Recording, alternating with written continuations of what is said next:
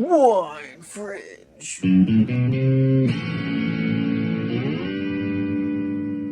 Welcome to Wine Fringe. I'm Jake Blottinger. And I'm Jill Smedley. And we're here with Janine Aquino with Aquino Baron Consulting. Janine, would you mind telling us a little bit about who you are? Absolutely. Thanks for having me on your little show here. This is awesome. So I am Janine Aquino, and I've actually been in Virginia since 2020. I've been in the wine industry a pretty long time. Grew up on a vineyard, and we made wine back in New York. And I owned my own winery in Ohio for 10 years. Been here in Virginia, helped start up a bunch of different wineries, and decided to go off on my own and help people that are buying wineries or starting wineries and all the infrastructure, all the things that they don't teach you that you just have to figure out. I try to help them ahead of time. Fast forward, a lot of my consulting clients wanted to buy wineries and they didn't know where to go. So I begrudgingly got my real estate license. I can't stand studying, can't stand it, but I did it, memorized, got my test, got my license, all that good stuff. So now I help people buy wineries and really educate them on what you don't know. They don't know what they don't know. So I kind of help them through that process of what it's like to own one, what you need to be aware of. And I have a little Rolodex of people that I call upon for vineyard consulting, financing, and all the things that I don't know. But yeah, that's me in a nutshell. I've been doing this a long time. I think that's really what's unique about you is you don't look at the customer as just we're doing a transactional sale. You're taking care of them for all of their needs and making sure that the transition is positive with them, which really generates more customers for you in the end, because then they talk about you. I know you've promoted her and I've promoted her as well, just because you do such a great job. Well, on the last episode, we talked about, we mentioned you, and we said we would be, doing an episode with you with a real estate agent. That's kind of what we said, is with a real estate agent. And then I was kind of listening back to that today, actually, on the drive home, and I was like, what a cool concept. I've listened to a lot of winemaking and winery podcasts and wine podcasts, and I've never heard anybody actually bring on somebody who specializes in talking about wineries and what it takes to buy them and sell them and things like that. So I think it's a really cool perspective, because in my mind, again, going back to the conversation I had today with somebody else, which was, you're either born into the industry, or you have a lot of money and you buy a winery, or you build a winery. But rarely do we actually think about like there's a winery for sale. Most people think of wineries as like a forever structure. It's just suddenly there, or it's always been there and will always be there, but that's not the case. Yeah, absolutely. Wineries are land, buildings, and a business. So while the typical real estate agent is dealing with like a home or commercial building, we're dealing with a farm. We're dealing with, sometimes they have barns with animals in the barns. Sometimes they have a home on the property where they're actually living. And then they have a business. And the business part plays a big role in this. So if the business is just breaking even or maybe not doing that well, this is a really hard sell. I mean, excruciatingly hard sell. But if the business is generating some sort of profit, that's a little bit easier, because people are risk adverse to begin with. They don't want to take a risk. And so if you can minimize that risk, things like we build out pro formas. We literally say, if you do this, this, and this particular winery doesn't have a wine club. Look how much you can make if you generate a wine club. Look what happens if you put a cabin on the property and do Airbnb income. Look what happens when you put a wedding facility on the site. So we're looking at the overall structure and what's happening right now at the winery, but we're also looking at somebody coming in who knows nothing about the industry and they want to make money. There isn't really one. There's a couple of times where somebody just wants to buy it as a trophy and just say they own it. But a lot of people want to make it as an investment, and maybe it's a long-term investment, so they want to make money. And that's funny because, you know, Jill and I do consulting. We help with marketing, we help with grape growing and winemaking and stuff like that. We're kind of a 2/3 of the package, right? I stay out of the tasting room. Jill Stays out of the tasting room. stays out of the tasting room, but she does everything surrounding the tasting room, and then all the marketing and label design and events and all the cool stuff, the fun stuff that people enjoy in the wine industry. I just make the beverage that brings everybody together. You know, I think what's interesting is most people that get into the wine industry, what I see when I work with clients is that they're like, I started a winery or I bought a winery and now I'm making wine and I didn't realize how involved it was. And I think that's the hardest thing to hear because, you know, they're like, oh, I wanted to make wine. I just didn't realize it was a full-time job. And like a full-time job for winemaking is 40 to 60 plus hours a week, depending on the time of the year. Whereas marketing a winery is what would you say, 40 to 50 hours a week, 40 to 60 hours a week? Yeah. Yeah, so about 45. but we're 2 separate positions. Yeah. Right. And then you have the actual owning of the winery. Yeah. I mean, what is, you know, most people think they can buy a winery and do the marketing and do the winemaking all at once. And then think their production is going to be this astronomical size. Yeah. They get into the production and they're like, and then marketing just falls to the wayside. Right. And then the tasting room experience falls to the wayside. Or the production falls to the wayside. Hey, I need new barrels. Yeah, that's nice, but you know, a barrel adds $4 to your production. Yeah, like calm down kind of thing. Yeah, and so then it becomes all about sales. Yeah, but that's, you know, what are you saying with people that come to you and they're like, I want to buy a winery? What is their vision and what is their mindset? And what do you wish they knew? yeah. So, you know, we get all different types of people. We get cheers, first of all. Oh, Cheers. yeah, sure, guys. I'm drinking a white. I'm drinking a Petite Manseng from Mountain and Vine. Oh, yeah. Let's Monticello talk about this before we get to. We always get nerdy and then start going down the rabbit hole. Right. So please, let's hear about the wine you're drinking tonight. You brought a Virginia wine. This used to be Delphos Winery. It's now Okay. Mountain and Vine. It's Petite Manseng. I like it because, you know, Petite Manseng sometimes can be a little sweet. Right. This, if it has any residual sugar on it, it's probably very, very little. It's crisp. It still has that fullness, that tropical, but it dries up with nice acidity at the end. So I really enjoy, and this is all estate grown. They do estate grown product there. Yeah, I really enjoy it. It's just easy sipping summer wine for sure. Who's their winemaker? Rian, R-I-A-N, Rian. He's from South Africa. I don't Oh, the remember. South his last African name. winemaker. That's very exciting. Yeah. Yeah, they're kind of like off the beaten path. Like they're not in Charlottesville. They're considered Nelson County, which is like Faber. Really just an oasis away from everything. Okay. Well, It's gonna be a trip. I love off the beaten path wineries. I in my mind, off the beaten path wineries are always the best wineries to visit. Yeah. Yeah. Agreed. So we are drinking. So Jill came over tonight, and I was like, all right, I got 2 bottles of wine for you. You choose. And the first one was a Frelato, and the second one was a Chuli Quivri from Georgia. It's Cacciatelli. Okay. It's a real Georgian wine. Georgian wine from Chudashvili Vineyards. He had to call Jeremiah Strunk to have him pronounce it. Yes. And you're still butchering it. I'm Sorry, sorry. Jeremiah. That's hilarious. You could have just There Googled and was a said, how do technical you? coaching session. We will take a picture. We will post it, and everybody can see it. Yeah. So Jeremiah and I, he approached me in 2019. He wanted to buy fruit from Chrysalis Vineyards, and I was selling a home winemaker fruit. And Jenny McLeod said, "You need to sell fruit." And I said, "Okay, I got it." And this guy called me and he was like, "Hey, I want to buy 200 pounds of Viognier and 200 pounds of Norton." And I was like, "Okay." And I thought I was doing good. I was like, "Okay, I'm selling fruit." And Jenny was like, "No, you have to sell it by the tons, which is 2,000 pounds." And I was selling 200 pounds.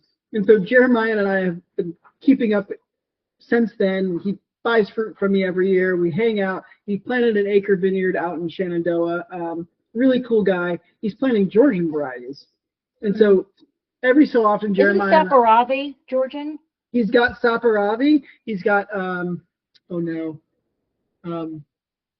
Okay, I won't pronounce the other varieties. I'll spare everybody. But anyway, he's gone to Georgia multiple times. He's brought back varieties. He's going through the process of getting them approved and introducing them. We're going to probably get him on the show. Next season. Next season. Next Yeah. season. But we get together and we taste these Georgian wines together. And I always buy a few. He buys a few and brings them to me. And we sit down and we'll drink wine and we'll have Korean barbecue or whatever he wants to cook or bring to us. And I was like, kind of feel bad for opening this. I've been saving this for him, but this is a 2016 dry amber unfiltered wine, quivery wine. So it was aged in a clay amphora. That's what I'm getting. Yeah. So it's this is it's Cazzacelle. We don't pronounce the R. I've been saying Arcat. Everybody calls it Arcat. Is it a rosé? It is not. It's an amber wine. So the color you're saying, which the amber listeners won't get to see, wine. we'll get a picture of it. Looks like an orange wine. It's an orange wine. And I guess It looks rosé from here. Yeah. For us, it would be very orange. So it's a skin contact white, aged in clay. A lot of Georgian varieties are done natural. This is unfiltered, unfined.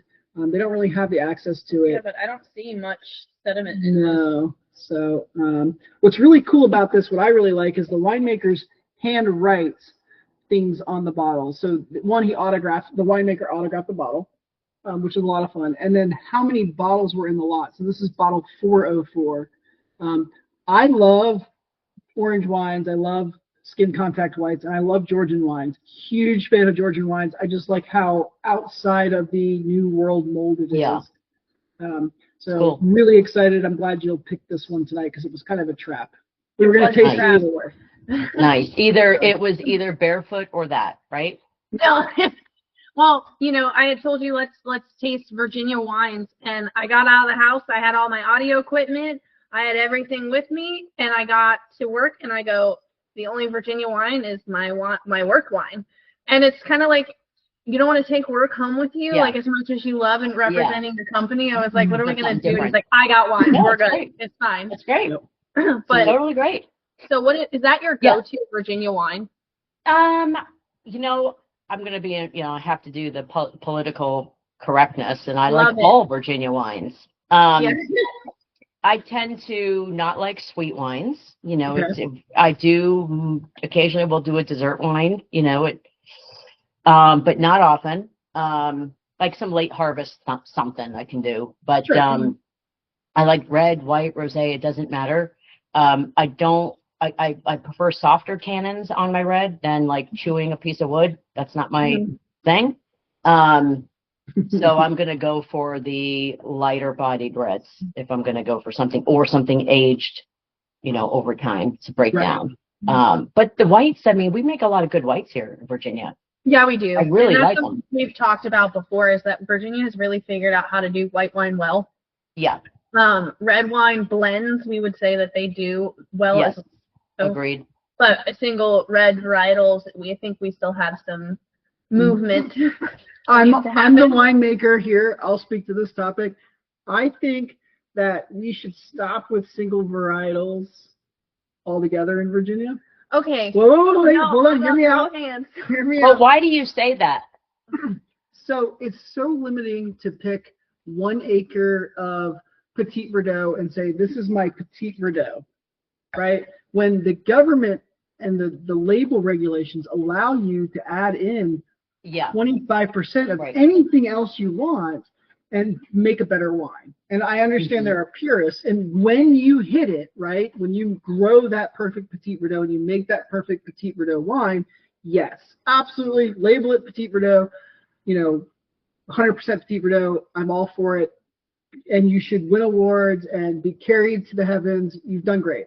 But 99% of the time, if you do 100% Petit Verdot, you're missing something. Maybe it's tannin, maybe it's fruit, maybe it's a little bit more extraction, maybe it's the aromatics. It's that slight difference in ripening, and you're just missing it when you do a single varietal. And you be a single varietal, but utilize that extra 25%. Blend in some cab for more tannin. Blend in some not.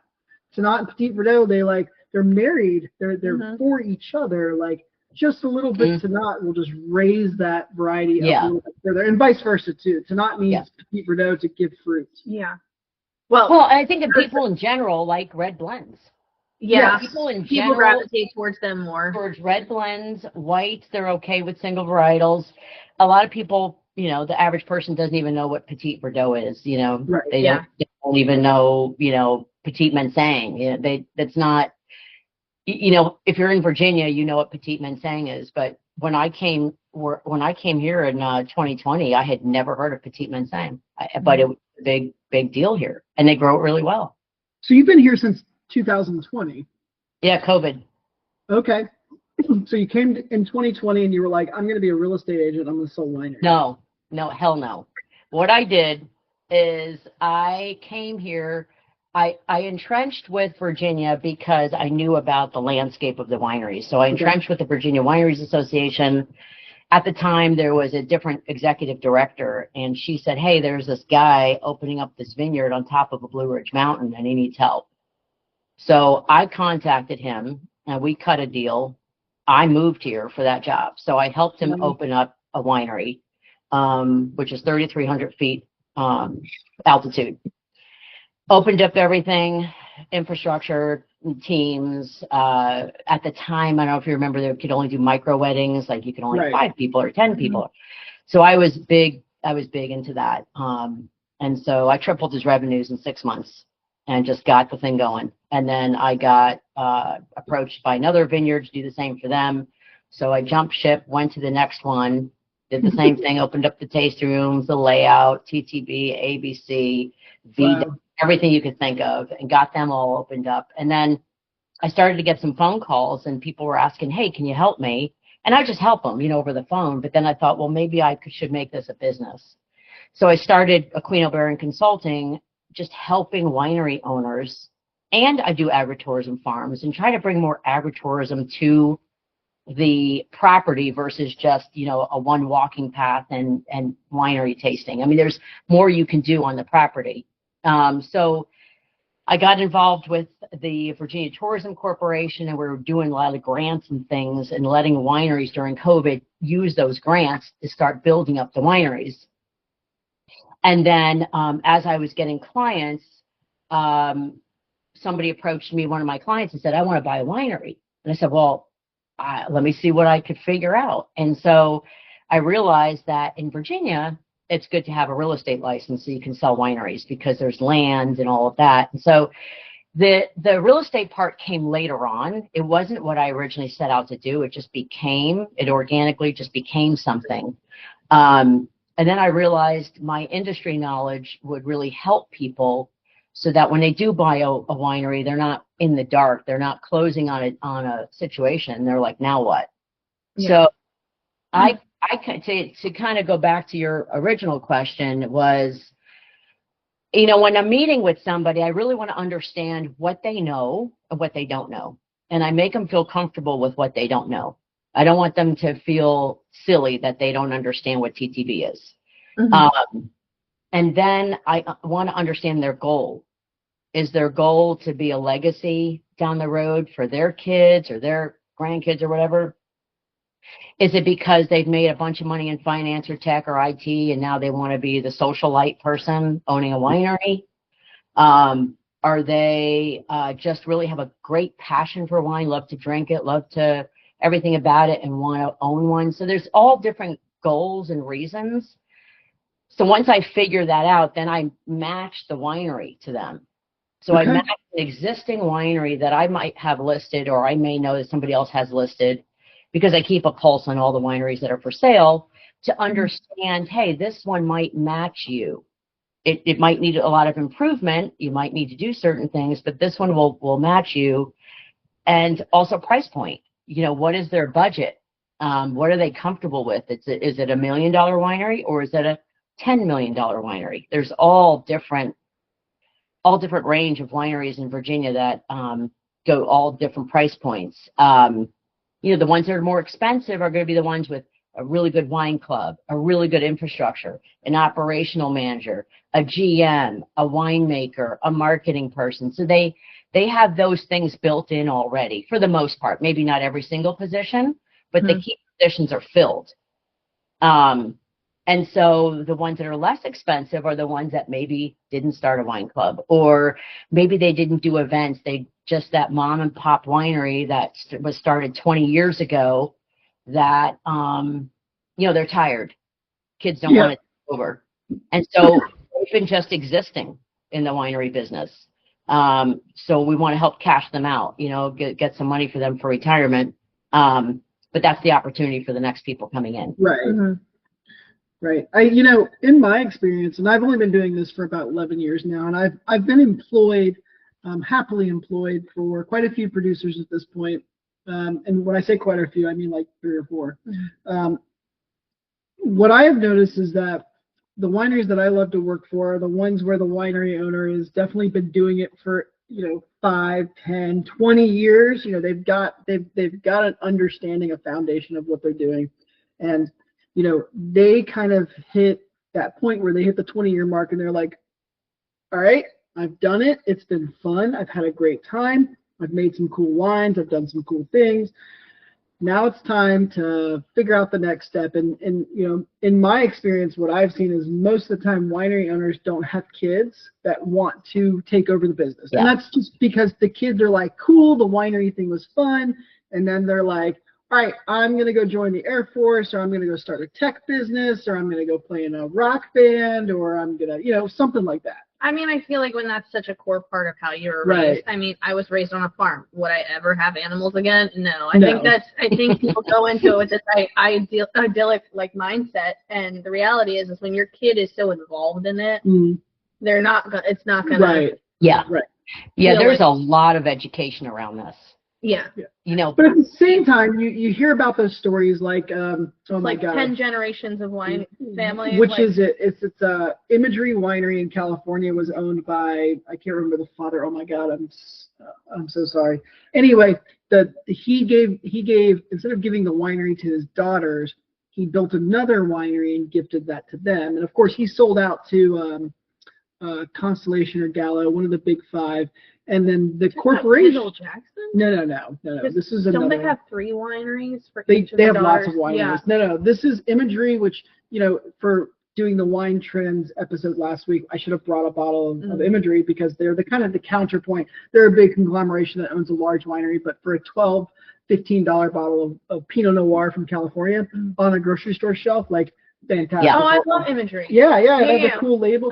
Yeah. So he gave it to his daughters. The corporation bought it. The corporation asked the daughters to, instead of just taking over the winemaking of the business, go out in the field, spend some time working with some other wineries, and then come back to us and we'll talk about it. And they actually welcomed the one of the big 5, I can't remember which one, welcomed the daughters back into the winery, into the grape growing and the winemaking. They've continued to make, what I consider, and you may disagree with this, Jill, is high-level grocery store wine for a really good price point. You and I butt heads on grocery store wine because I argue that you can find a decent bottle of grocery store wine. Now, I haven't given you one that you appreciate yet. Right. What about the Virginia wine? Grocery stores? Do what? There's a Virginia section of the grocery stores. Very small. It's not so much tiny. I mean, like 3 across and down. Maybe. Honestly, I think, gosh. Well, Wegmans has a big section. Wegmans has a very big section. Wegmans does good. I'm going to call out the Safeway in Middleburg, who used to have an extraordinary Virginia wine section. I actually know where that is. I know exactly where it is. I don't know what happened, but in the last 6 months, and I hope they hear this someday, their entire wine selection is terrible now. I don't know what happened, what changed, but shame on them. Shame on them. I mean, you're right next to 6 wineries. It doesn't matter. They used to have Virginia wines and nice European wines and old world wines and cool American wines. Now they have the standard, big 5 trash wines. Yeah. And then you can get a nice bottle of Imagery Pinot Noir from them for $14. Other than that, Chateau Saint Michelle. Yeah. Now I encourage everybody to go to Wegmans. No, I love Wegmans. Wegmans has a good selection. And we're actually going to be doing an episode about this exact topic. We won't dive into it too much tonight. Where to buy wine. So I Yeah, know grocery stores, that's a good what one. grocery stores look at and stuff like that. But bringing it back to you, so Yes. you've now been doing this for 4 or 5 years. Yes. And what Yes. is the biggest takeaway you've seen with people that approach you about buying a winery? So, I think, Jill, you said it earlier. They don't realize what they're getting into. They really think that when they start really realizing how much farming there is, that's the biggest piece is the farming. I know, Jake is going to crack up, but that's like, that is when I'm sitting down with them, I kind of give them a brief education as to what this is.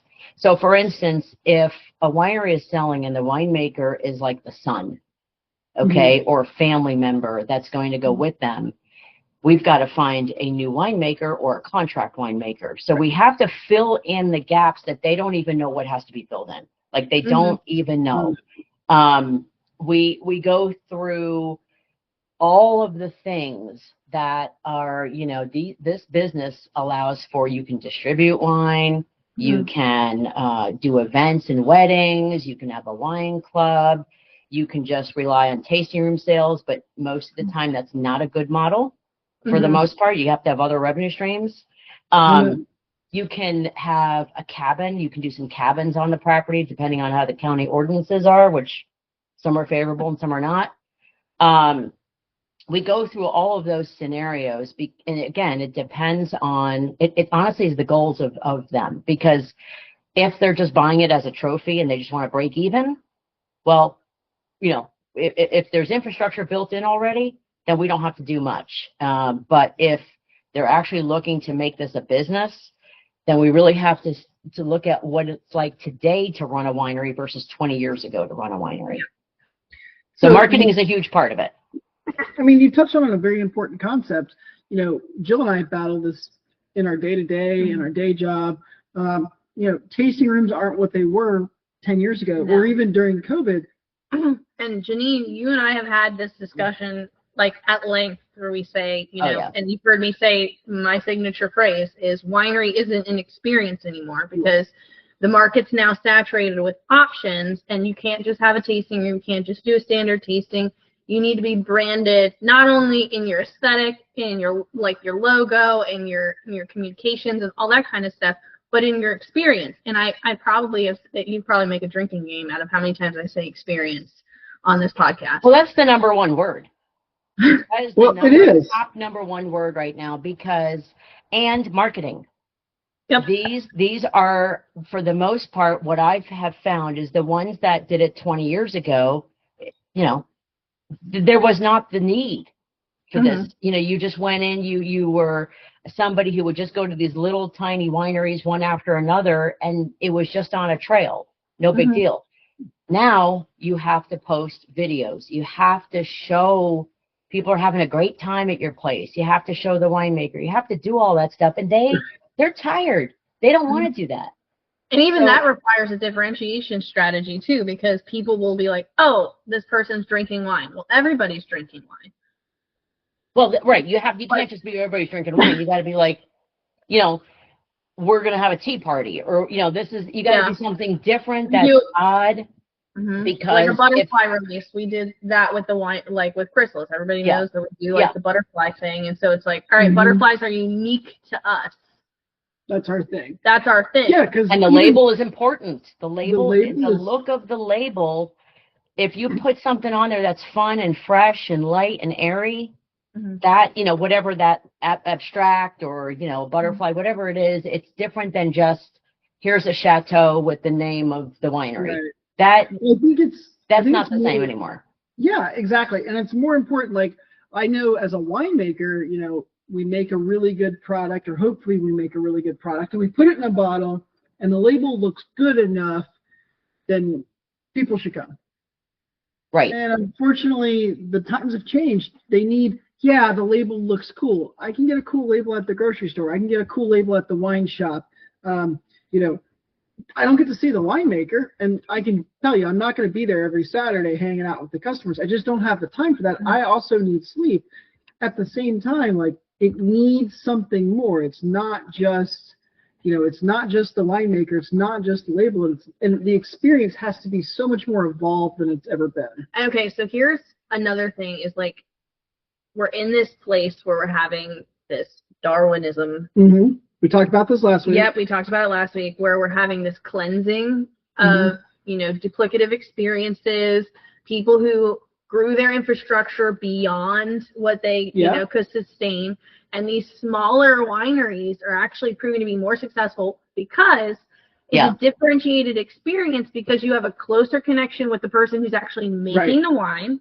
Yeah. Typically the person working the tasting room. They have smaller overhead because it's a smaller facility. They have a smaller vineyard, so they're maintaining it themselves. We've been kind of building this conversation all season. And just before, and Janine, I want you to weigh in on this because I think you might actually be the key expert on this.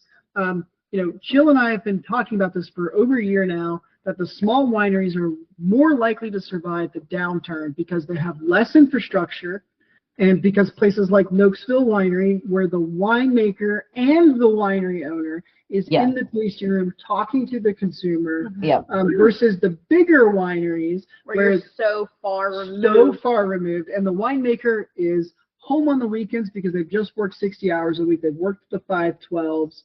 And they're going to go home and they're going to sleep and then maybe spend a day with their family and then get right back to it on Monday. They're actually, they have the large infrastructure. They're the ones, the big wineries are the ones that are going to lose the most in this downturn. And it's that idea on one side of the plate. The other idea being the amount of infrastructure it takes to maintain a 200, 300 acre property with now all of these different revenue streams like creameries, dairies, breweries, even. I've seen a lot of event venues, wedding venues. I know there's a winery down in Charlottesville. They have the polo games, and it's King Family. They do polo. Now, they've always done the polo thing. It's because it's part of their history, and that works for them. But maybe that's a bad example then. But, these wineries that are adding on, my favorite one is the winery that's not actually a real winery. They're just in a wedding venue with a vault that they call a winery. Yeah, they got the farm winery license. What is your take on the wineries that are most likely to survive the downturn? Because I think it's going to be quality and marketing. Yeah. I mean, I think that's a component of it, but I think it's, experience. Size is going to be a huge part of it. But Janine, please weigh in after we've bantered. Totally fine. And that gives me a chance to get another glass of wine. So, I'm going to say there are two ways to look at this. The first way is, let's look at the larger ones. The larger ones, if there is the downturn, on down times, I guess the best way to say it, your wine club, if you have a very beefed up wine club, we're talking maybe, 800 plus at least. If you have an 800 plus, you can actually survive on wine club and events for wine club. So that's the on a downturn situation. Now, the larger ones also do events like larger weddings and things. So while maybe in some ways the connection might not be there as much, business-wise, they're going to survive because of that. So during COVID, it was a classic example. The wineries that a lot of them survived had large wine clubs because they were getting that continual revenues. And people were supporting them. So they were continually buying the wine, supporting them. I know the events were down at that point, but once you were able to have events again, that just came right back. The smaller ones, you don't have to pay a general manager, an operations manager, I don't want to say that, Jill, but no marketing manager. No, it's fine. You got to cut the fat a little bit. So on the small ones, they cut the fat because literally it's the winemaker, what could be the owner. Right. And they may not be taking a salary. Maybe they take $10,000 a year. They might. Right. And then you've got a couple of part-time people. So their whole thing is a lot smaller. And if they close up for a weekend, it's not a big deal because they don't have anybody to pay. Have a part-time person for 3 hours and then the owners work the rest of the tasting room. So it's honestly to both, because depending on your model, I always hedge for if there was another COVID, what would you do?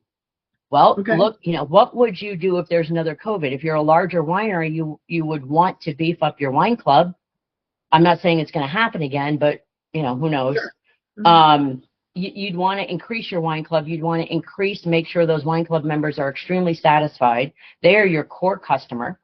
I mean, they will ride through everything with you. If you have a connection to the team, if they have a connection to the team, it's even better. They love the winemaker. They love all the staff. That would be great. Some wineries, half of their revenue is on weddings. Half of it. Yeah. So if the weddings business goes down, they have to figure out how to make up the difference. But Right. yeah, I would say in some ways I would agree if a large venue has non-family in key positions, that can be an issue if the wine club is not great. But let's say you have a large winery with a lot of family, well, they don't have to get paid maybe as much. Yeah. The small winery can shut down and they can survive. So there's all different levels of it. Mm-hmm. Yeah, I Make think it even more complex. I mean, honestly, in 2025, post-COVID, where we are at, where the wine industry is down, consumers are very health focused. They're looking at basically, in my opinion, every wine alternative product on the market. Mocktails, cocktails, no-los, spirits is on the rise. They're up like 22%, 24%. Yeah. Beer is down 30%, Yes. which, there's way too many breweries. Sorry, breweries. But, there's a lot of these, any other beverage but wine. It's very ABC on the wine side. I think the smallest wineries that are most focused on quality and then experience. And when I say experience, I'm not just talking about like the look of the tasting room, the accommodations, but I'm talking about like the value of the wine. Like I'm paying this much to do a tasting. I'm paying this much to purchase a nice bottle of wine. And a wine club, like you're pushing a wine club heavily. And I think there's some truth to that. I also think that consumers are exhausted by subscriptions. I know a winery can keep itself going by a wine club membership. As long as they back it with good events. And that's where Yeah. the experience comes in. Like I'll give an example. There's a one in Charlottesville AVA or Monticello AVA. They just did like a carnival.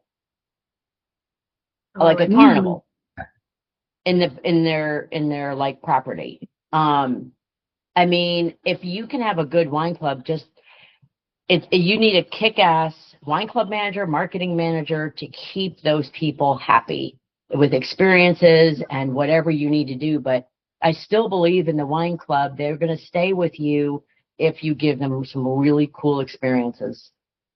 So I'm going to touch on the wine club Yeah. a little bit more because there's so many different, honestly, there's not so many different options out there, but there are a couple different variations of wine clubs out there. So quarterly seems to be becoming increasingly popular offering with wineries. Yes. And then monthly is still an offering, but I hear from a lot of wineries who, like I have friends working there and they say, their monthly's dropping off, but their quarterly is picking up. Yep. So any thoughts on, how wine clubs are structured in that capacity and maybe what could help people be successful for this new change we're seeing within the industry? What I really like is, you guys are in Northern Virginia. Mm-hmm. Right. I'm in the Shenandoah, Mm-hmm. and I go to Monticello quite often. But I don't always get a bottle of wine from Northern Virginia unless I'm going there. And, I go there every so often to, shoot the breeze and everything. If you have a wine club, if you can, quarterly is it. That is the number one, because at least with 3 bottles, you can probably drink 3 bottles every quarter or 3 or 4 bottles, whatever it is. But when you're dealing with a month, usually that could be a case, that could be 6 bottles. Mm-hmm. It's usually a larger quantity. Mm-hmm.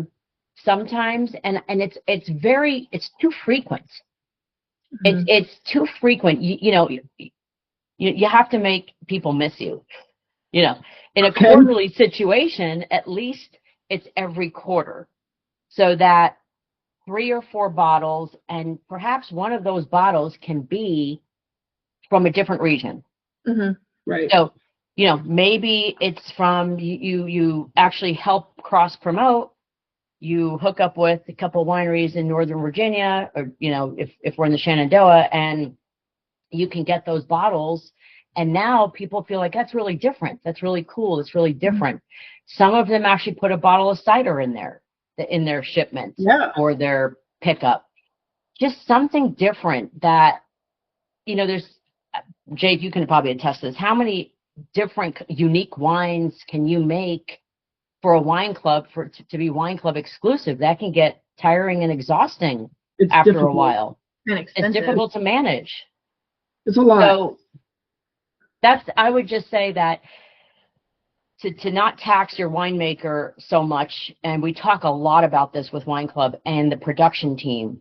When I'm sitting down with a winery just as a consultant, I want the winemaker there. I literally am like, we're going to do this meeting if the winemaker's there, because if we're going to talk Wine Club, without the winemaker making 50 small little batches of something, are they okay with that?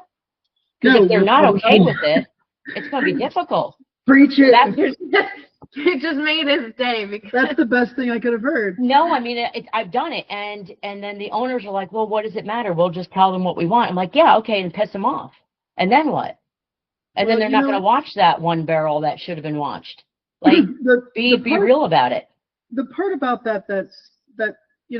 yes, that's like difficult. I mean, I have that conversation in my day-to-day job, and I also have that with clients, is like, it's really difficult to manage. It's easy to manage 60 barrels. It's really difficult to manage one barrel. And that's because one barrel takes so much more work. Well, you're shifting focus. It's not even that. It's because you're so critical over one thing, because there's no other component to it. There's no other way to save it. There's no other way to guide that. You're just reliant on that one barrel not because going it's exclusive. off. It's exclusive. It's very difficult. It's a very frustrating thing, especially when you get all the way to that pre-bottle tasting, like the tasting the week before the bottling. You taste it with the owner, and they're like, "What the hell happened?" Yeah. And it's like, well, I've got 96 other barrels to manage, and you're asking me to babysit one specific barrel, and there's a lot of things that can go wrong. I'm pulled into meetings every day. I'm pulled into the vineyard every morning. I felt that meeting comment. I'm also I hate meetings. The VIP events. Winemakers love VIP events after the second glass, and that's very important for people that listen and are part of a wine club. If you see your winemaker at a wine club event, bring them a glass of wine. Don't wait for them to pour. Yeah, Jill. Shame. They deserve a glass of wine. For the club members. From Georgia, no less. Yeah, I know. Georgia's great. Yeah, I mean, it is important. I've been in meetings where the winemaker literally says, there's absolutely no way I can handle that this year. Good. Okay, let's have a plan for next year.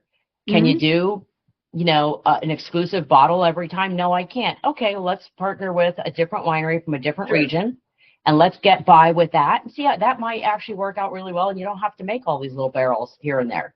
So, so again, that's all part of education. I feel like,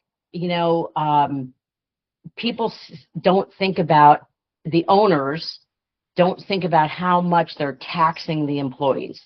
And I'm always looking at it from the employee's perspective, because I've been on both ends.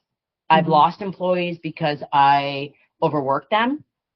And I have been on the other side where I'm like, I'm leaving because I'm not going to be micromanaged. So I get both perspectives. And so I think it's really important to talk with these future owners about the education of the business. And at the end of the day, if they decide they don't want to buy one because I've put the fear of God in them, then fine. I mean, honestly, at the end of the day, we want people to be successful. Yeah. Well, what about this? What does selling a winery to somebody who's not really invested into the Virginia wine industry do for the entirety of the Virginia wine industry? Are you thinking about that at all? Yes. Oh, totally. So that sometimes is the trophy buyer. Okay. Maybe they just want it.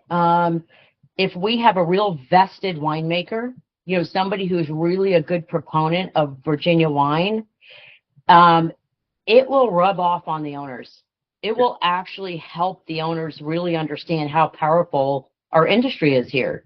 If you have a good team of people, marketing, operations, whatever it is, if they run it, if they run the business, eventually the owners are going to catch on and be like, wow, they feel the passion but it's got to sometimes come from the staff first. Yeah, I think, and I was lamenting about this on the last episode. We have these really tiny wineries with these really tight spaces, and you walk in as a new consumer to a winery you've never been in. It's a really tiny winery, and you see what looks like 100 people. But if you stop and think about it, it's only 30 people in this tiny spot. And then on Sunday, the next day after you visit them on a Saturday, they're empty. But you were like, what happened? This place was so hopping. It was so busy. There's all these people. And it's because the winery owners are some of the winery owners in the industry are disconnected. They don't quite understand that it's anytime the tasting room's open, it's go time. It's game. Yes. Come on, you're invested, you're being a part of it. And that's what Jill and I are constantly talking about. The smallest wineries, the winemaker / winery owner / vineyard manager / tasting room manager are in the tasting room, working with consumers, talking about them, creating relationships. They're doing the best. But when you get to these larger wineries, the winery owners day trading, and then they're cruising along the coast in Florida, and then they're venturing off to Greece for the summer. And why are their sales going down? Right. They're not there. They're not present. Right. So, right. It's not the same type of it. I mean, Janine, you can correct me if I'm wrong. My perception is it's not the same as like investing in a franchise or another business that you can set up and just let be. Right. Wine is a little bit more volatile, I would say, of an industry that requires a little bit more hands-on, tender loving care. Yeah, totally. You have to. And at the end of the day, I'm going to go, I may build infrastructures. I may build all these systems in place and everything could be organized, and you could have the greatest wine. But if you don't market it, if you do not market it, it's not going to increase sales. So and Barefoot's the number one marketing wine, it's the number one winery because of marketing. Yeah. At the end of the day, whatever it is that you want to impart to the public, we're the best wedding venue, winery, we're the best, whatever it is.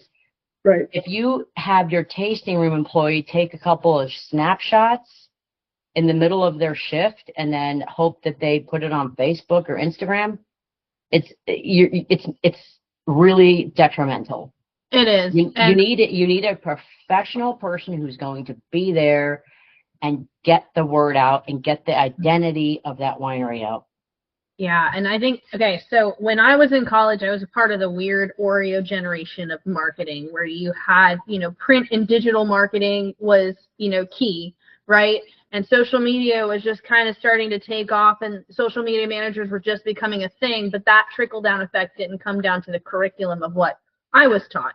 And I say all this because there was something that we were taught in college called the rule of sevens, that a consumer has to see an advertisement at least 7 times or something about your company at least 7 times before they make any kind of decision, not necessarily a buying decision, but any kind of decision or developed an opinion about your brand itself. An association with your brand. Exactly. And so now with the addition of social media, I mean, I haven't seen data on this, but I would argue that it's almost, you have to see something 21 times because you're so 3 times the amount. Yeah, 3 times the amount. For an overload.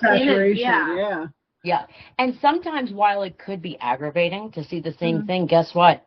It's in your brain. It's being seen. It's being seen. The logo, whatever it is.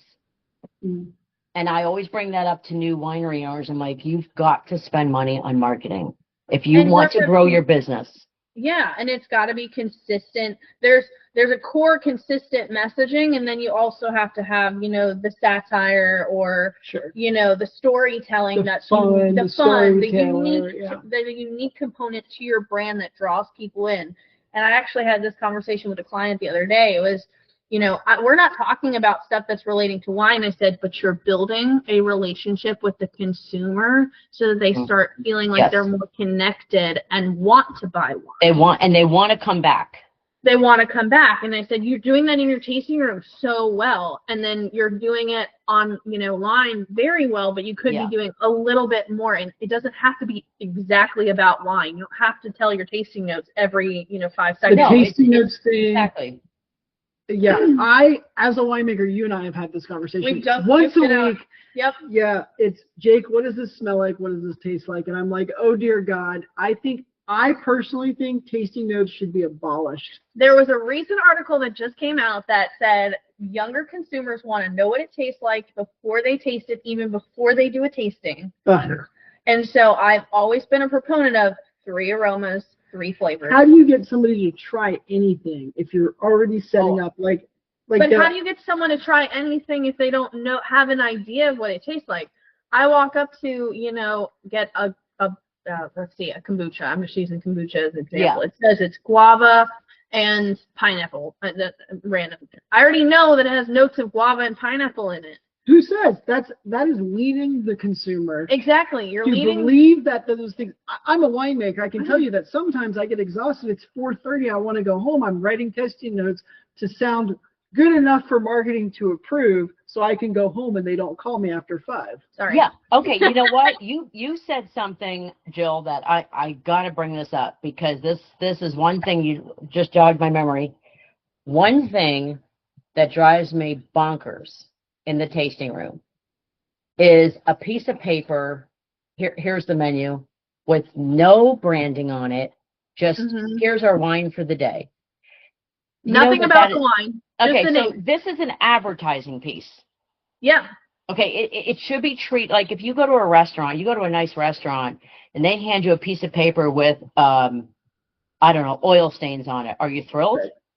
Right. Does that make you happy? Like, oh, I'm going to spend $30 for a salad, and now I've got a menu with oil, and God only knows what's on the menu. And you couldn't pay a penny to reprint. Right. So now you go to a winery, you want to pay $38 for a bottle of Petit Verdot, but I'm going to get a crinkly piece of paper. This is my OCD coming out.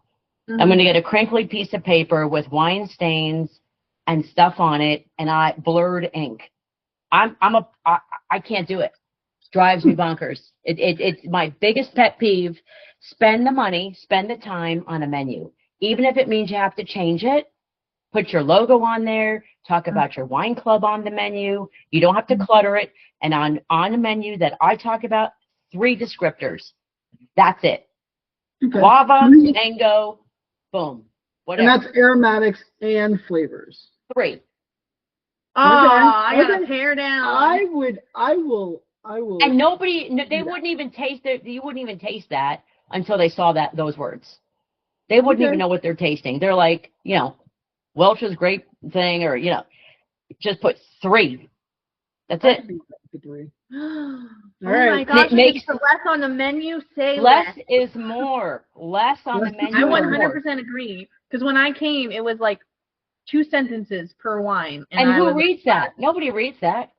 Nope. No, I start reading tasting notes. I'm like, oh God, there's no elderberry in your Merlot. Calm down, it's a Merlot. And I'm not going to take the time to even taste elderberry. I'm like, yeah, it tastes like elderberry. That's it. How many people have tasted elderberry? Okay. Well, we're industry. We're supposed to have tasted these things. Yeah, but what if it says cassis? Nobody knows what cassis is. I have no idea what that is. Exactly. Or black tea. It's black currants. Which brings another discussion point to the table and making your tasting room more relatable to the younger consumer. Okay, so this has been Jill and I's thing. We both believe that the younger generation, that's millennials and Gen Z, older Gen Zs are the future of the wine industry. Okay. So what's the disagreement? Well, I believe that they are. Jill believes that they are. A lot of the wine industry, specifically the wineries that we work with on a day-to-day basis, don't agree. Then who is? Yeah, exactly. That's our argument. Who is? Well, then what are they thinking who is? They want to keep catering to that same demographic that they've worked so hard to target and kind of grow old with them. But the reality is you can only grow so far before dirt catches up. You know what? So when they do that, just give them my name and I'll sell the winery. Yeah, thank you. Okay, well, we got your contact info. Okay, so rapid fire questions. What is the biggest pitfall for new winery owners? A learning curve that they didn't realize how much work is involved in owning and running a winery. Okay. What is the easiest success for buying a new winery? What's the easiest pathway to being successful at a new winery? I don't think there is an easy path. I feel like this is a loaded question. Wait. Wow, that's a compound question. Yeah, that's what I think. Okay, I can answer it. Looking at the revenue streams they're not tapping into and tap into them. Okay. So it could be wine club, events, cabins. Distribution. It really is looking at what is not currently happening at the winery that you can immediately turn a switch and you'll make money. Okay. What is in your opinion the hottest variety in Virginia? Right now. Red or white? Red or white, pick one. Oh my God. With people in Virginia or where, it doesn't matter. What is the hottest selling variety in Virginia? Oh, the hottest selling. Well, most people like Chardonnay. I'm going to probably say Petit Manseng. Okay. All right. I would agree with that. I would say Cab Franc. Cab Franc. Yeah. Yeah, but you know what the problem is Cab Franc is if it's real green peppery, I know that some people get turned off by it. You said hottest selling, and it's used as a blender in so much. So it is. It's a good red for blending. Well, that's a good answer though, Cab Franc. But I'm going to stick with Petit Manseng. I mean, we talked to Shiva and Gelder. He said Petit Manseng. Jenny McLeod planted Petit Manseng first. Who else did we talk to that said Petit Manseng is on the up and coming? I don't think anybody. Somebody recently said it. Okay, maybe it was just me. Now, go for it. We talked about what's the hottest selling one. What's the up and coming varietal that's going to be popular? Yeah. Any of the hybrids. Any of the hybrids. Saval, Chardonnay. Are you a Chamberson fan? And but Chamberson's been around here it's not up and coming. I don't. Yeah. I feel like people think it's sweet, and they don't. I don't want Chamberson because other states make it and it's very sweet. I think Chamberson should be ripped out and we should replant Norton. I have such a sassy opinion of Chamberson. Yeah, so I will keep my mouth. What is your take on Traminette? I like a dry Chamberson. Okay. What's your take on Traminette? A little spicy, right? It's got a little spiciness to it. It's okay. I don't mind it. I mean, it's got, if it has a little bit of residual sugar on it, I think it's better. Yeah. It's salvageable with sugar. But I don't think it's on the rise. I think it's on the decrease. No, I think Traminette will always be something that's and it should be blended. Market. Yeah. So, you live in Charlottesville. I live around it. Yeah. Around Charlottesville, and you visit Nova or Northern Virginia. Yes. Pick a side, Charlottesville or Northern Virginia? Oh my God. How can I do that? So I love both. I like all the regions. The main regions I like, that I go to are Shenandoah, Nova, and Charlottesville. Okay. All three of them have a different vibe. All three of them are such a extreme different vibe.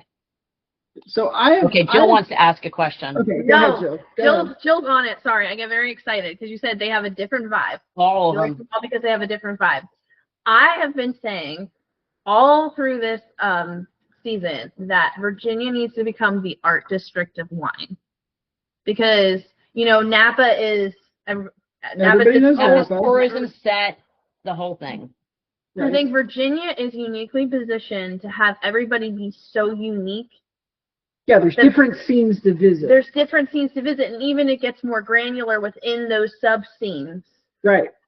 It would be so cool if people would just take on this movement. So that's just like you're saying. I really think that Northern Virginia is its own scene. Charlottesville is its own scene. Mm-hmm. But the coolest, and this is me, and that's fine, the coolest wine scene in Virginia is Shenandoah. because it's the newest, youngest, most up and coming. They can do Riesling. They can do Petit. That is like the only region that can do a good Riesling. Yes. And Riesling, dry Riesling is my favorite white varietal. Agreed. A bone dry white Riesling is my Have favorite. you been to Cave Ridge yet and visited? Of course. Oh, Yeah. love His Randy. Riesling, 10 out of 10. His everything. My Riesling is my favorite white varietal. It's just for me. Mhm. And yeah, Shenandoah has a good soil. Has good soil, good terroir. I call it the grassroots region. It's very organic, very independent. They're looking to grow really good wine. It's a different vibe. It's just, Shenandoah. And then, Monticello's got a lot of tourism, Yeah. and a lot of good wines. Nova's got the Washington, D.C. influence. It's the melting pot. It kind of takes on that melting pot mindset of like just DC. Yeah, it's got different wines, different styles. It's not uniformity so much. And it's then very unique. I like what Janine said about how, when you think about Monticello, you think history. Right. Yeah. And so if you want to go to the historical district. Right. And I feel bad saying just Monticello is the historical district because we have Willowcroft up here. No. But I love Lou and Willowcroft, but the Monticello is the Virginia wine industry's birthplace. It's the birthplace. And that's a huge thing. Like Jefferson Vineyards, Barbersville, Gabriella Rouse, like that's huge. Yeah. But you know what about Nova? There's a lot of wineries that I go to in Nova that have a lot of 1700s buildings. Yeah. More than Monticello. And they feature it and they talk about it. And it's a big thing up there, which is not in Monticello and not here in Shenandoah. That is a big differentiating factor that I've noticed up there. Yeah, I know that there's a new winery coming open, I believe, this year or next year, and their tasting room, or maybe it's they're doing a bed and breakfast. Their bed and breakfast building dates back to like the 1770s. Yeah. It's a big deal up there. Yeah, it's a huge deal. So there's maybe a little bit more history, American history, but when it comes to wine history. When it comes to wine history, Monticello. Yeah. Agreed. So, okay, let's see. What other hot button issues can we tackle in the last 5 minutes of the episode? Oh, lessons learned. So we talked about lessons learned. I mean, the lessons you wish your buyers knew before walking through the door. What are the lessons that your sellers are saying as they're walking out the door? Okay. A lot of times the sellers, they actually still have a passion for the vineyard. They're attached to the winemaking. And that is the thing that I see that they don't want to part with. That's hard for them. And I also think that it's honestly like any business.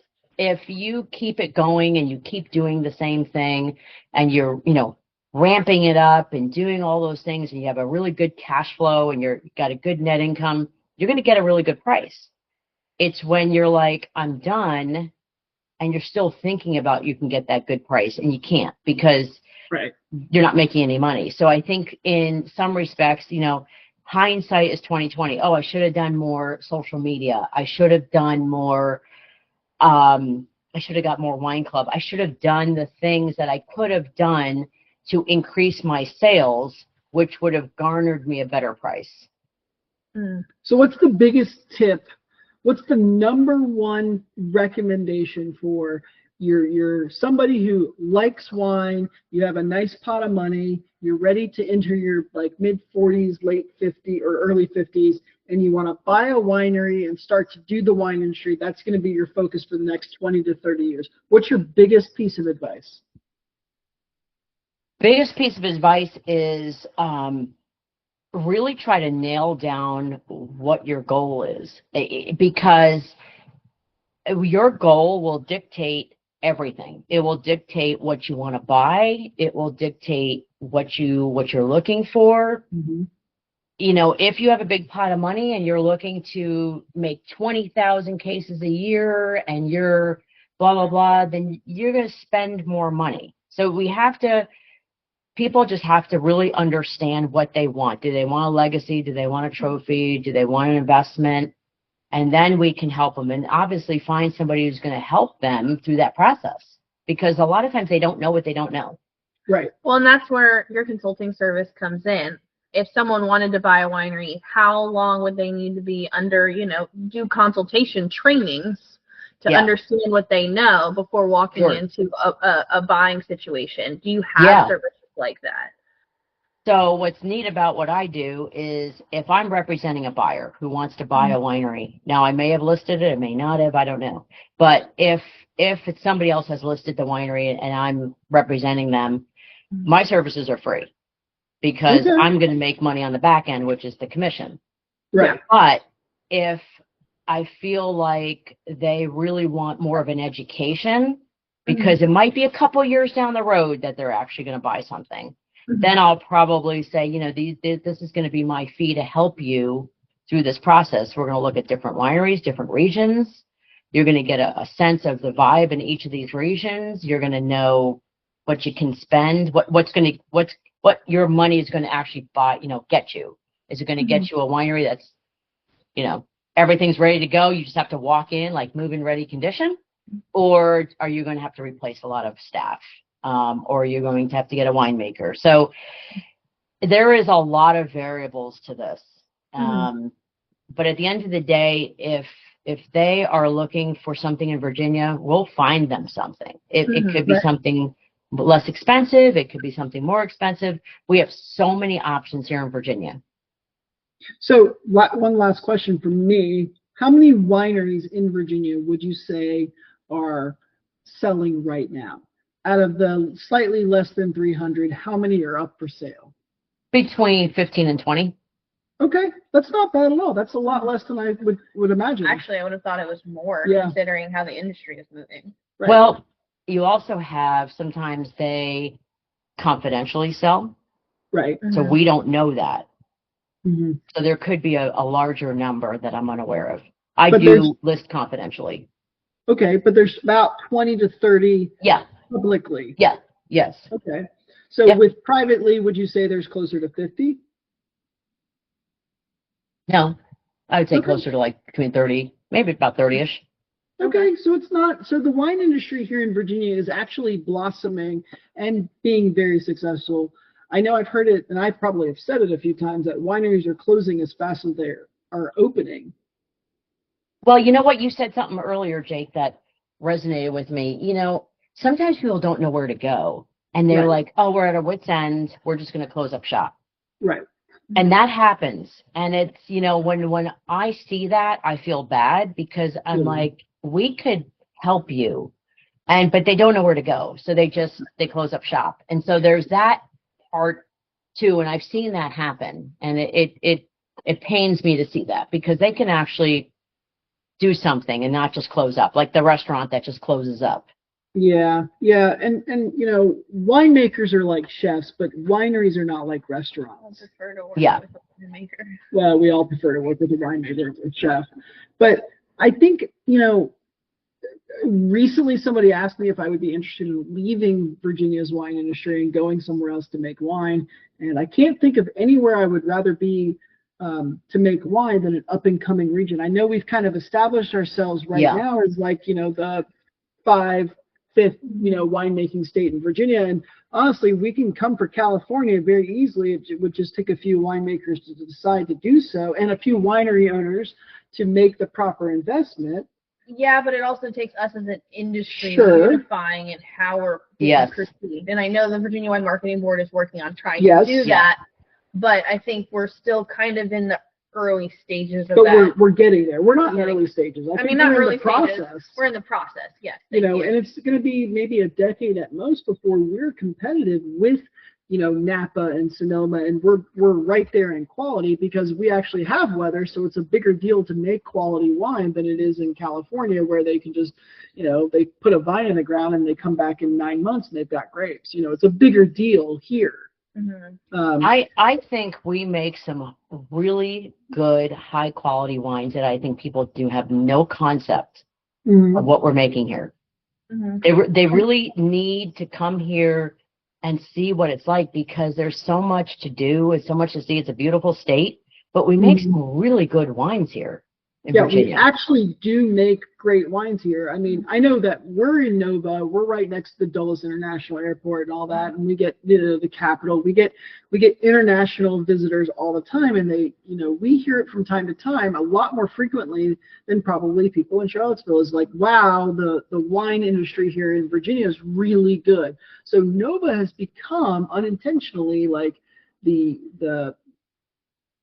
entryway, the gateway for, the perception of Virginia wine industry on an international stage. Well, that was very intentional by Visit Loudon and a lot of the efforts that they're making. And they've done a good job. Loudon be DC's wine country. Yes. So that's a lot of intentional marketing and intentional partnerships happening. Good. Yeah, we're that port of entry. That's what I was trying to say. Port of entry for the Virginia wine industry.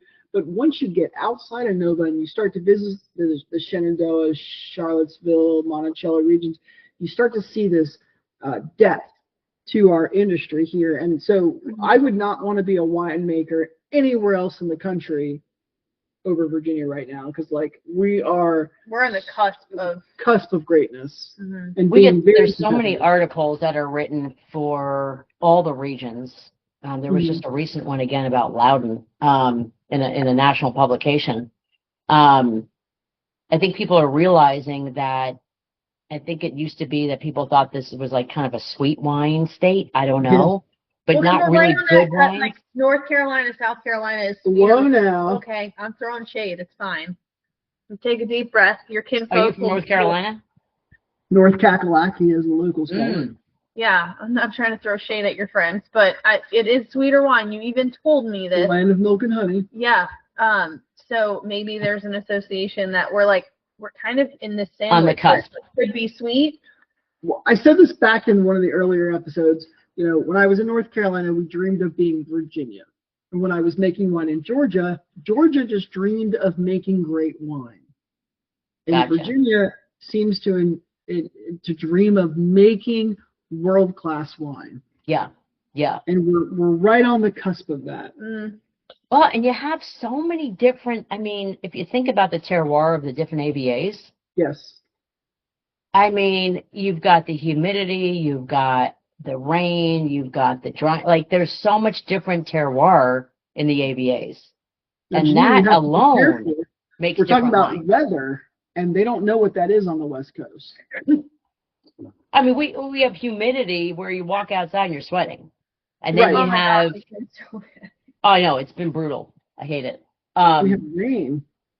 And then we have a lot of rain. And so you have to fight a lot of different things as a winemaker, vineyard manager, to get the grapes to where they need to be to produce the wine that you're going to produce. So there's a lot of factors going on here. And I don't think people realize, and I think the more and more national press helps get the word out, you still have the value here.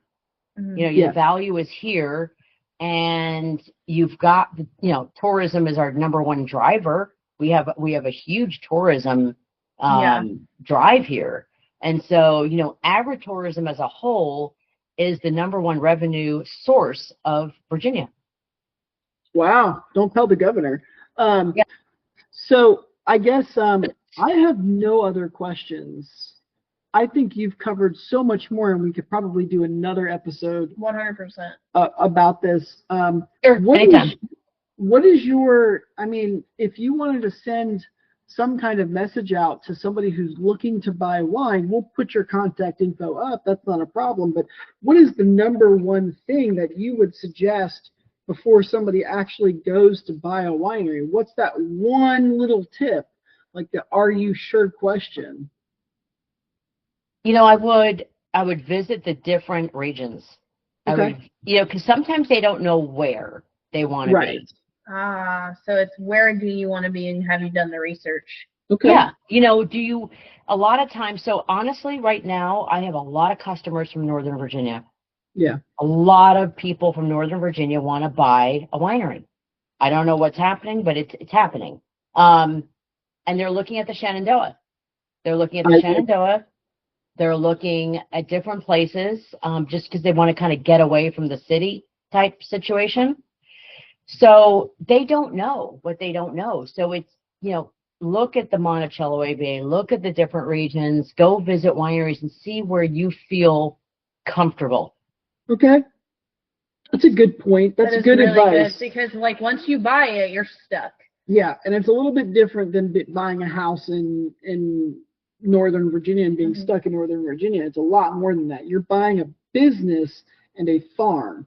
And the Exactly. land dictates so much of Your surroundings of the land dictate everything. Who you have Yeah. access to for vendors, what your clientele is, how Yes. busy you are on the weekends. But we're talking about the end consumer. We're not even addressing the production side. Well, Your just site- what you have access to, wine wise, what you can actually realistically produce is Well, strictly and that's- based on what you buy. Yeah, that's a huge point. I mean, you'll get people that say, I want to make the best wine Virginia's ever had, and that is their goal. Welcome to the club. The best wine ever. I want to make 20,000 cases a year, and right now they're making 5,000 cases. So there's Well, a who doesn't? lot of change. Now, why do you want to make 20,000 cases? Why? What's the reason? Well, because I want to make more money. Okay, maybe we can do other things, because again, I'm like, the winemaker's probably going to quit. So let's just kind of step back for a second and How let's many look at winemakers do you let's want? look at which revenue streams we can do without bothering the chef, because we bother the chef leaves, and we're screwed. So we have to, this is maybe my directness helps, because I just want people to understand and really like take into consideration why they want certain things. Maybe they don't understand why. So if we can make them understand why, maybe they'll change their tune. Mm-hmm. Sure. I think people think it's really easy to grow grapes and make wine and then market it and sell it. And it is a lot more complicated than that. Well, it's simple. You just make the wine, you sell it. And that's all. Okay. No big deal. Oh, okay. I guess I don't know what we're doing wrong. You make it, they will come. Oh, okay. Oh no, the field of The dreams. Field of Dreams concept. No. You make the wine, they will come. wow. That's why you need a Jill to market your, get your wine out there. I would You need say- marketing. Marketing is the biggest lack of what the wineries have today in general, overall, not specifically. There's some that do it really well, but there's most of them need marketing. So I have said this since episode 1, that the most important thing you can funnel money into right now, if you're an existing winery, is marketing. 100%. Just give the marketing person a budget and a check. But here's the thing. Marketing is so expensive because a lot of wineries, and this, no offense to some of the wineries doing this because they might be doing it successfully, going directly to DC is not the answer. No. Because you're going to take on a marketing firm that might not necessarily understand the wine industry. They might very well. You might be paying. They're going to charge you a lot of money. And they're going to charge you more through the nose. And so any small winery who looks at that is going to be like, I can't afford that. I'll just have some girl from the tasting room do it. But Which is fine if you're that winery, because we know a few wineries like because that. you're trying to just get some word out there. Yeah. Getting some word out there is better than getting no word out Yes. Right. there. But there are also other alternatives to make. You can work with a consulting firm. You could just get a Jill. You could get a Jill. Jill's for Yeah. hire. Yeah. And Jill's cheap. Yeah. Cheapish. But like having someone come build the infrastructure of marketing for And you're you. from the industry. And you're from the industry and That's you a key understand what component, questions not just to ask. some marketing firm that said they like wine. I had a and this is a funny story and then we'll wrap. Yeah. I had someone who asked me how much sugar we added to our wine, who was part of a marketing firm, and they were talking about it. They're like, I know people are doing these educational clips for social media and stuff like that. I was like, we will not be speaking about. And they're like, what? And I was like, there's things you can't speak about. And they didn't know that you had to go through the TTB and look at marketing standards through the TTB. They didn't know you had to go through ABC, and ABC standards just changed, and they got way more granular with all their regulations and marketing and that kind of stuff. These people who are out of touch with the market, one, are putting your business at risk. Yes. And 2 are probably outside of your cost zone. So you need to look for someone who can take you on part-time, because you might not necessarily need a full-time person. If someone is a Right. professional in that industry, they could probably do stuff for a small winery pretty quickly. You don't need a marketing firm, I think what you're trying to say. Yeah. You just need a dedicated Yeah, you don't have to person. have a full-time person on site, just like what I do as consulting. Right. You know, if I Yeah, come in just and just 15 help in your hours. tasting room or your menu or your this or that, you don't have to pay me, you know, $60,000 a year to do that. I don't want to be there all the time. No. No. I don't want I it. want to be on there. I want to collect your content. I want to hear the do you big think? stories that you have coming out. I'll make you a press release. We'll make a campaign, and then I'll give it to you, and you'll run with it. Can we just wait a second? One of my big pet peeves is when you see the winery that pays the marketing firm that then uses one of the